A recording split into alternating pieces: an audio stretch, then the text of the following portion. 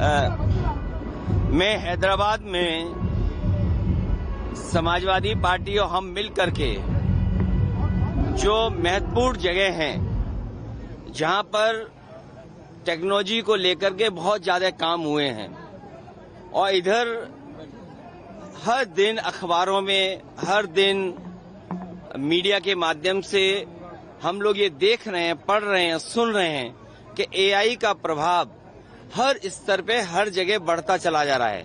हमारा agriculture sector हो, medical sector हो या कोई अन्य सेक्टर भी अगर हम देखेंगे तो एआई का बहुत प्रभाव बढ़ता हुआ चला जा रहा है। इसलिए एआई को लेकर के यहाँ पर एक विजन इंडिया का कार्यक्रम मैं हैदराबाद में कर रहा हूँ।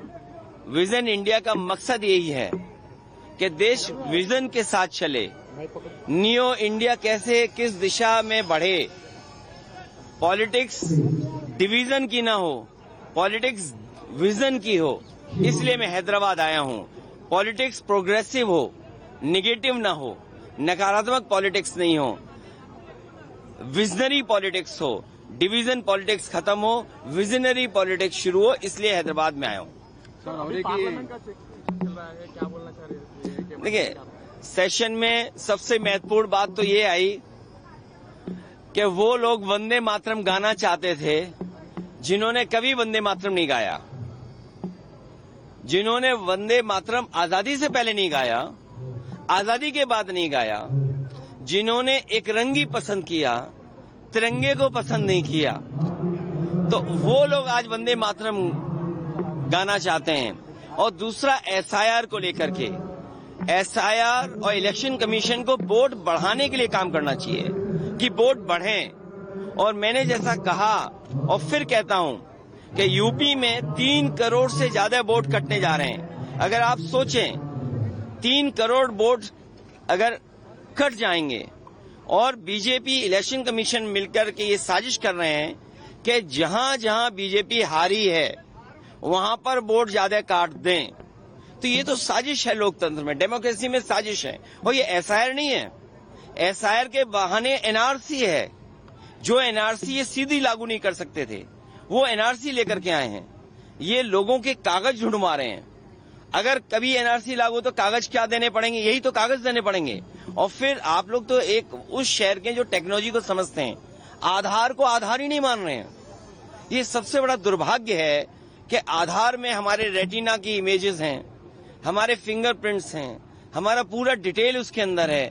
हम आधार को आधार ही नहीं मान रहे हैं और एसआईआर करा रहे हैं, जिससे लोग परेशान हैं।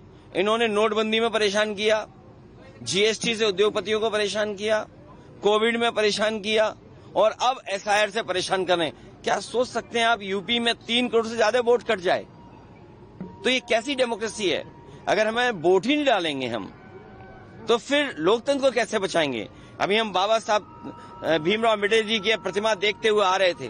बाबा साहब भीमराव अम्बेडकर जी ने तो अधिकार दिया हमें वोट डालने का, एक वोट डालने का अधिकार। यही वोट हमें हक दिलाता है, यही वोट हमें न्याय दिलाता है, यही वोट हमें आरक्षण दिलाता है, यही वोट हमारी सुरक्षा करता है, यही वोट हमें नौकरी दिलाता है, यही वोट है जिससे हम अपना गुस्सा सरकार के खिलाफ निकाल सकते हैं। ये वोट ही काट दे रहे हैं। ये बीजेपी की साजिश है।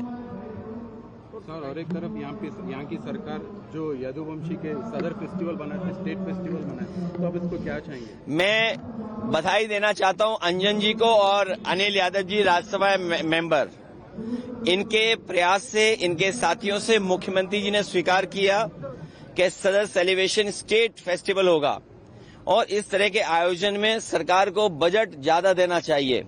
और इसलिए क्योंकि हमारे ये ट्रेडिशन से जुड़ा है, सदियों पुरानी परंपरा से जुड़ा है। और सबसे खुशी की बात यह है कि यादव भाई लोगों से जुड़ा हुआ है।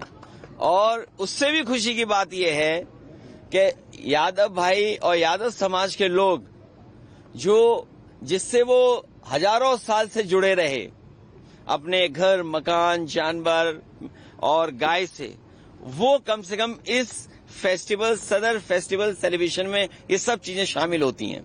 सर कल मेसी आ रहा सर हैदराबाद, उसके बारे में हैं? सर केटीआर का जो मिलने का एजेंडा क्या है सर? मैं देखिए केटीआर और आदरणीय केसीआर साहब हमारे साथी हैं और मैं उनके साथ हमेशा रहा हूं, हमेशा रहूंगा। सर कल फुटबॉल प्लेयर मेसी आ रहा सर, उसके बारे में ये तो बहुत खुशी की बात है कि फुटबॉल जैसा खेल जो दुनिया का सबसे लोकप्रिय खेल है, कलकत्ता के बाद दिल्ली और आपके शहर में आ रहा है। इस शहर के नौजवान जो फुटबॉल को प्रेम करते हैं उनके लिए बड़ी खुशी की बात है, क्योंकि दुनिया का सबसे बड़ा स्टार है फुटबॉल का। अभी तो हमें नहीं मौका मिल रहा है, कभी हमें रॉबर्टो कार्लोस के साथ उनके साथ एक मंच पर फुटबॉल एक दूसरे को पैर से खेल करके हम लोगों ने पास की थी।